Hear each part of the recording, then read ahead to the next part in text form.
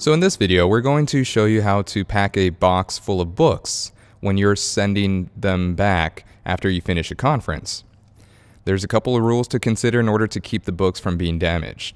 So when you first start filling in the box, make sure to start with the corners and have the spines facing towards the middle.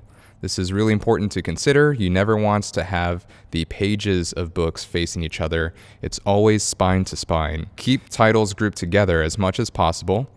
As much as you can, keep them together. When you're done packing the corners, start filling in the spaces around the edges of the box. This time you're going to have the books standing up, but follow the same rule of spine towards the center.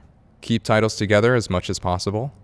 Something else you want to try to do when packing your box is to keep titles with different colors next to each other.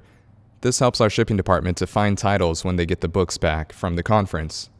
Now, when you're done with all sides of the box, you can do one of two things after you finish. You can fit some books right in the middle, keeping that spine to spine rule, and you can grab a piece of cardboard in order to separate the pages facing the pages. So that way you can really fill this box up to the brim as much as possible.